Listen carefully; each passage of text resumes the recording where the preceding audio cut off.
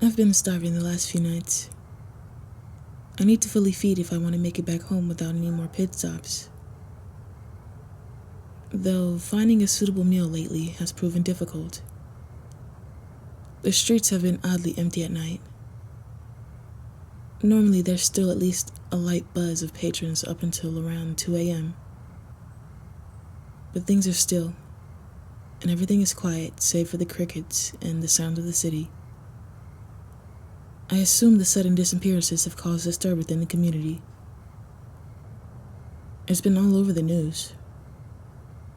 No bodies, but people vanishing as if they never existed. Not my doing, but I can smell the venom practically dancing in the air. The smell is stale. They've been gone for a while, but thanks to whatever they've done here, my meals come up short. I don't kill. It's not for a moral purpose, but more so for cleanup. There essentially is none. No hiding of bodies, no washing blood off the streets. You know, that sort of thing. Whomever took their fill left behind a mystery. But most dangerous, fear.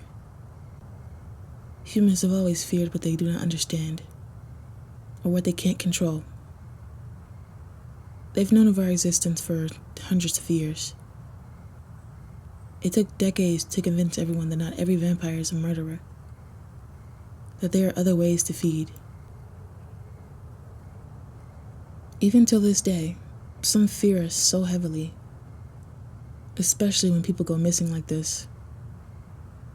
All it takes is one to mess it up for everyone. I always feed consensually, then heal the wounds. A thank you for your service, if you will. Even though that can get a little complicated at times, murder is still not necessary. Not to mention far more trouble than it's worth. I stick to the shadows as much as I can. I'm not even really from this city. I was just passing through. My home is in the mountains. Miles from here. It's the only place I could ever see myself calling home. I need to feed as soon as possible. What the? Who's there? A woman emerged from around the corner. She was wearing ripped jeans, combat boots, and a leather jacket, all black. She looked like the creature of the night herself. She looked at me knowingly. She knew what I was, and she was waiting for me to make a move. Hey, where are you going? She proceeded to walk towards me. She continued till she was passing me. I couldn't help the smile forming on my lips. It's rare to meet someone who wasn't afraid of me. She had a confidence that was drawing me in. If she was afraid, she wasn't showing it, and I love a good challenge. Damn, you gonna do me like that? Ouch. But for real though, I just want to talk to you for a minute.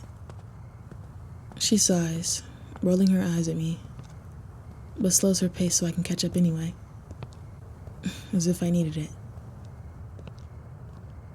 So, where you headed? Instead of answering me, she glared at me. Whoa, I didn't mean to offend you. I'm just trying to make small talk. Because I want to get to know you. Because I just do. You've piqued my interest. Besides, I wouldn't want anything to happen to you out here. It's late, and I'm sure a lot of hungry vampires are on the prowl. I should know. I am one of them. No, that wasn't a threat. This is proving to be more difficult than I initially thought.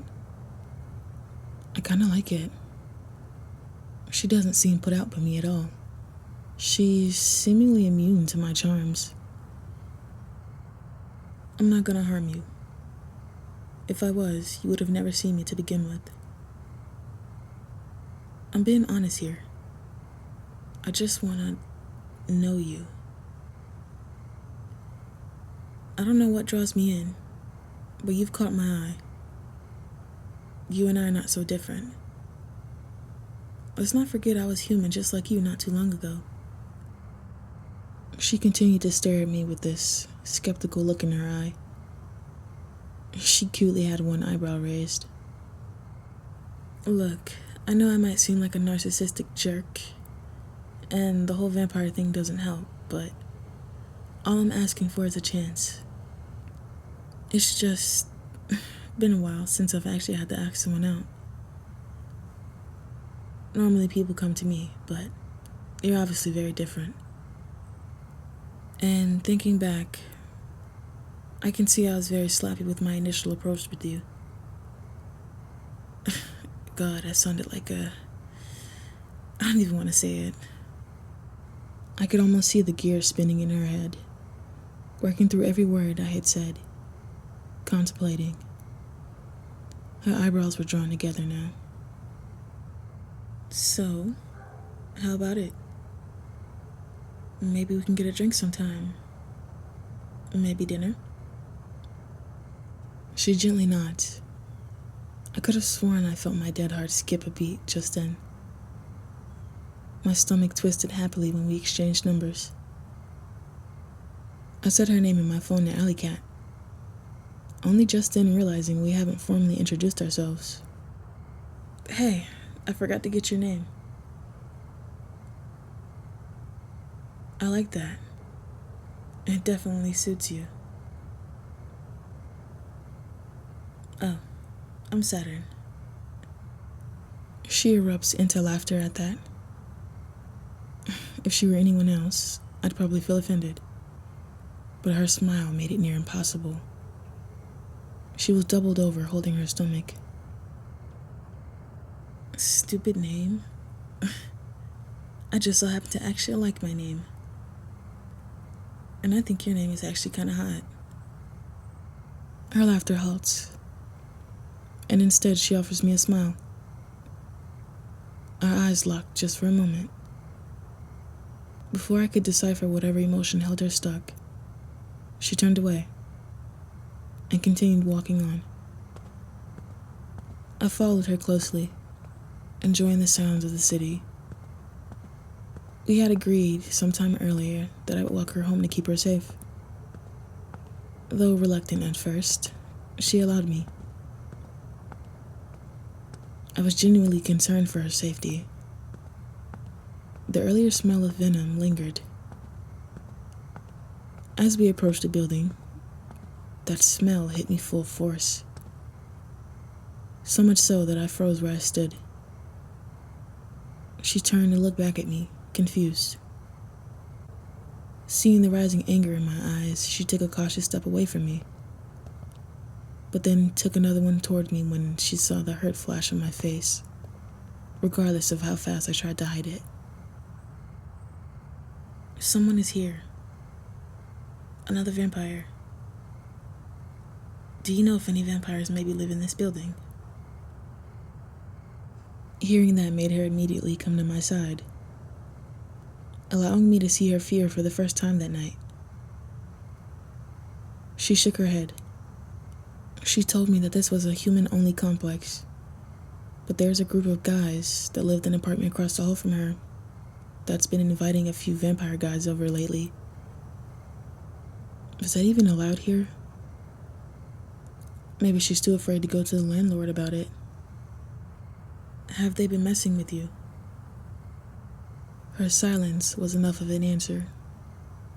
The rage I can feel inside practically burned a hole in my chest. I'm not letting her stay the night here alone.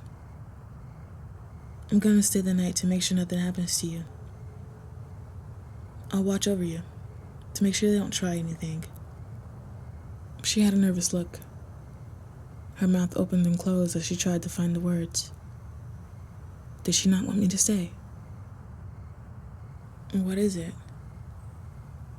I know we just met, but I think the best thing...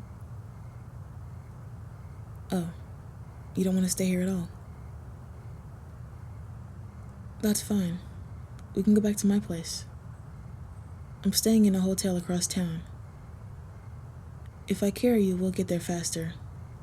Otherwise, it would be a 2-hour walk. Is that okay? She nodded again, climbing on my back. Arms around my neck and legs settle on my hips. We only ran for about 25 minutes before arriving. Make yourself at home. You're welcome to stay as long as you'd like. You can have the bedroom, and I can take the couch if you want. Hungry? Oh, well, I wasn't expecting guests, but you can order room service. Yeah, it's empty, sorry. I told them I wouldn't need anything. And I haven't really been successful in hunting lately, so yeah. Yeah, I was out hunting when we met. But it's not what you think. I don't kill people I feed from. I just take a little bit, then heal the wound. Right, it's not common knowledge amongst humans for obvious reasons. But in order to heal the wounds, you just cover it with venom. They'll close up on their own. No, in order to change someone, the venom would have to enter the blood. Anyway, the problem with my feeding is I always make sure it's consensual. I'm sure you can imagine the issue. There aren't many that will just line up to be drunk from, and the ones that do are either sick or on drugs. Normally I'd just go for animals, but we're in a city. I doubt your neighbors would appreciate me draining their cats on their back porch. I searched this entire city, and I still haven't found a blood bank. It's clear that vampires aren't exactly wanted here. Which is fine, because I was just passing through anyway. She walks over to sit next to me on the couch, still within arm's reach. I shifted away uncomfortably. I was still starving, but so long as I kept my distance, I'll manage. She didn't miss it like I had hoped. She eyed me curiously. Then I saw the realization flash in her face. Damn it. Really, it's no big deal. I'm fine. I've been fine for a long time. I'm sure I'll figure it out. Well, it hasn't been that long. Only a few weeks. Honestly, I'm okay. You shouldn't be worried about me. You should be more concerned about getting rest. She gave me a sympathetic look, almost sad, then looked down at her hands. Contrary to her hard exterior, she was showing me pity. This definitely isn't how I thought the night would go. Don't do that. Don't feel bad for me. Trust me, I'll get by. One night isn't gonna kill me. I know how long it's been. But what will you have me do then? I'm not gonna go on a killing spree. You'd give me your blood. Just like that. Why? You're too kind for your own good. I don't know if I can do that. No, my control isn't the issue. It's kind of hard to explain. Feeding is just such an intimate practice for me. Previously, my willing partners and I had an intimate arrangement, if you know what I mean. I'm not sure if I myself am 100% comfortable with this. I have a tendency to get attached and maybe even a little possessive. It's a vampire thing. I just wanted to at least get to know you first. I didn't want to force anything, you know? She looked at me, determined, and even slightly annoyed. She doesn't seem to want to budge on this. But feeding for me is just as intimate as having sex. She'd be wearing my marks for life. My venom would be in her skin forever. Every vampire that she would come in contact with would know she belongs to me. On one hand, that's great because it protects her for life. On the offhand, I just don't think she understands the type of commitment that is. I'd know the second anyone else touches her.